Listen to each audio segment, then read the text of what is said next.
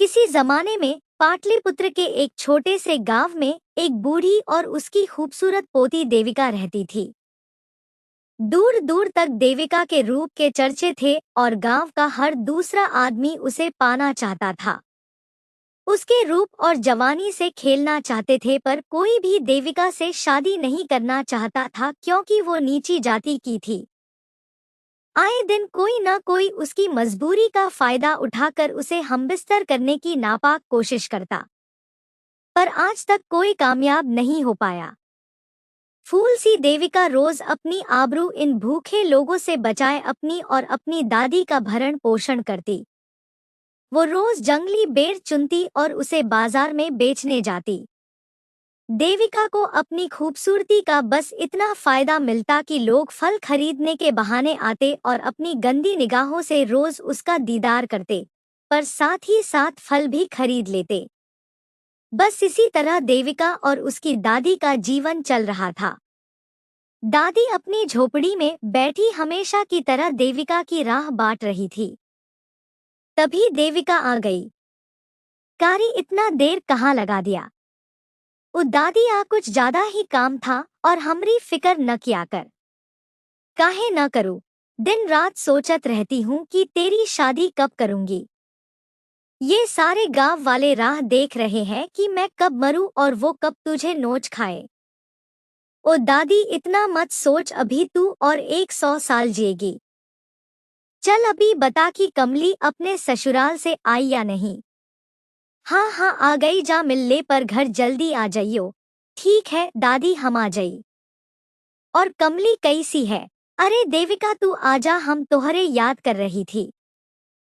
हाँ हाँ, मैं आती हूँ, पर ये तो बता कि जीजा जी ने इतने दिन तक आने क्यों नहीं दिया।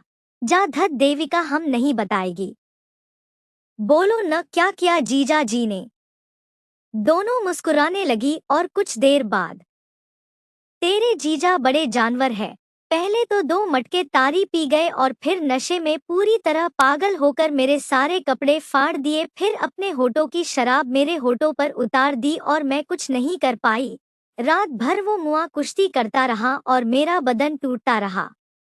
जब सुबह हुई तो न मैं होश में थी न वो।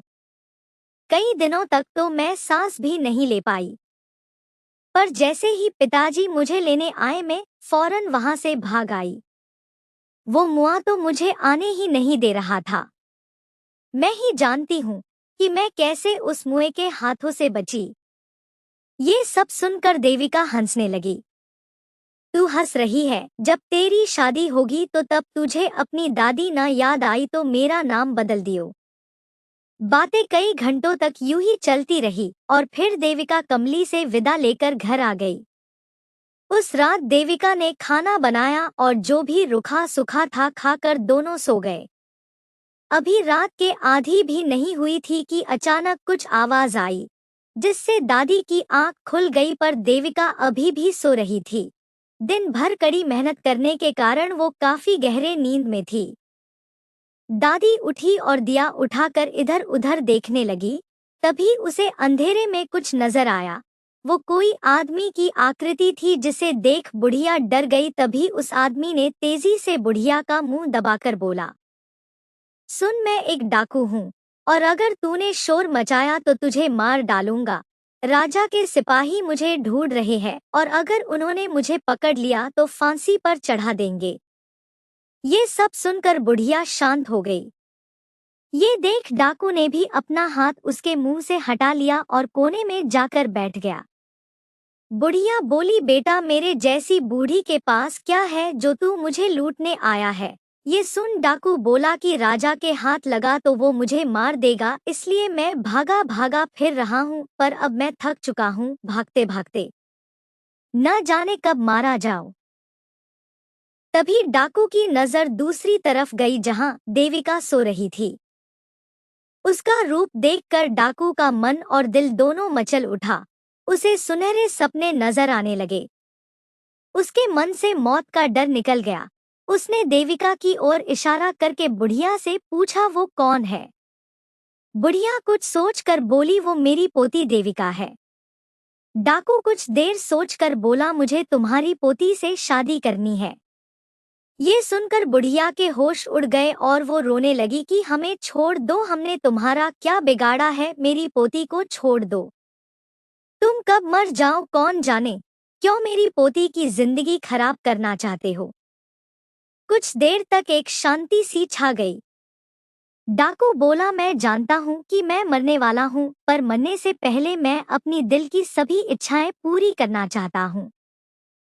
यही कारण है कि मैं तेरी पोती से शादी करना चाहता हूँ।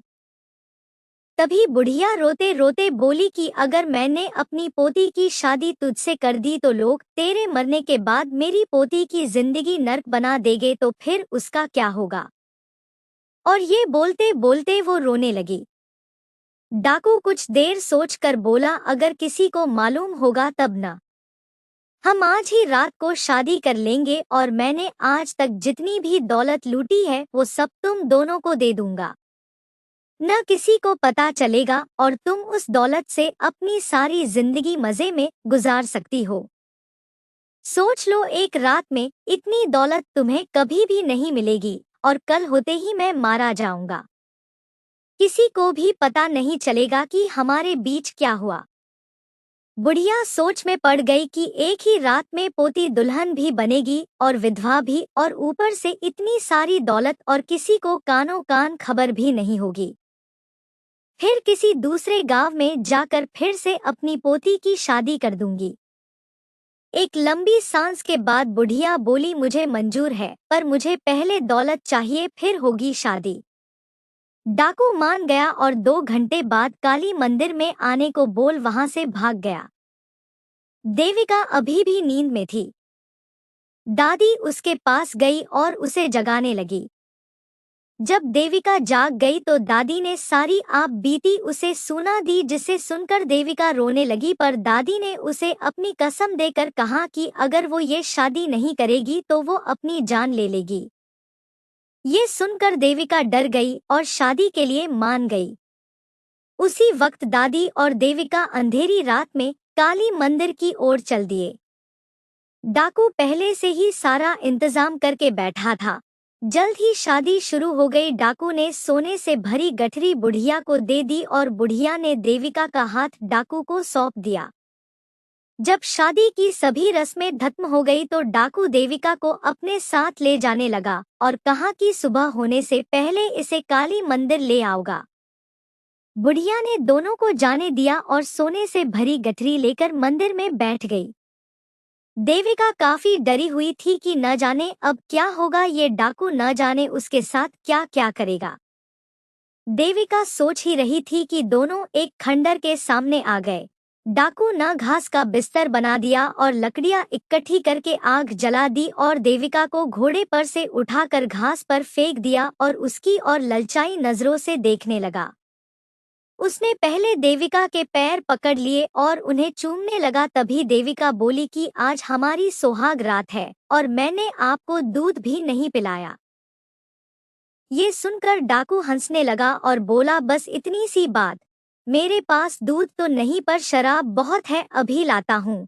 और डाकू अपने घोड़े से बंधी एक सुराही ले आया जिसमें शराब थी और उसने उसे देविका के पास रख दी और बोला, निकालो और पिला दो मुझे, पर जल्दी करो, आज मैं तुम्हारी जवानी की किताब थोड़ा करीब से पढ़ना चाहता हूँ। देविका बोली, अभी तो रात लंबी और जवान है, तो इतनी जल्दी क्यों, लो ये पी लो।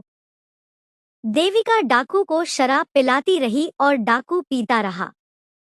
जब शराब खत्म हो गई तो डाकू पूरी तरह पागल सा हो गया और देविका पर किसी भूखे शेर की तरह झपटा, पर देविका वहां से हट गई, जिससे डाकू को गुस्सा आ गया और वो देविका से जबरदस्ती करने लगा। तभी अचानक डाकू के आंखों के आगे अंधेरा छाने लगा और वो जमीन पर गिर गया और उसके मुंह से झाग आने लगी और वो मर गया। देविका ने उसकी लाश को उठाकर घोड़े पर डाला और काली मंदिर की ओर चल दी। जल्द ही देविका मंदिर पहुंच गई जहां दादी उसका इंतजार कर रही थी। दादी समझ गई थी कि उसकी चाल कामयाब हो गई थी और जो जहर उसने देविका को दिया था वो उसने उस डाकू को पिला दिया। जल्द ही सुबह हो गई और मंदिर में लोग आने लगे, पर जब सबकी नजर डाकू की लाश पर गई तो पूरे गांव में खबर फैल गई कि डाकू की लाश मंदिर में पाई गई है। उस लाश को देखने के लिए राजा स्वयं आते हैं और पूछते हैं कि इसे किसने मारा है, तो कोई जवाब नहीं मिलता है। तभी भीड़ में से एक आवाज आती है, महाराज, मेरी पोती ने। ये सुनकर सभी गांव वाले हैरान हो जाते हैं। राजा उन दोनों को आगे बुलाते हैं और सारा हाल बयान करने को कहते हैं। तो बुढ़िया बोलती है, महाराज, मैं और मेरी पोती सुबह मंदिर में आए तो इस डाकू ने हम पर हमला कर दिया, पर मेरी पोती डरी नहीं और माँ काली का त्रिशूल लेकर इसके सीने में उतार दिया। ये सुनकर राजा बहुत खुश हुए और देविका को बधाई दी, साथ ही साथ उससे विवाह का प्रस्ताव भी रखा, जिसे देविका ने स्वीकार कर लिया। जल्द ही देविका की शादी राजा से हो गई और वो खुशी खुशी अपनी दादी के साथ रहने लगी। किसी को कभी पता नहीं चला कि उस रात क्या हुआ।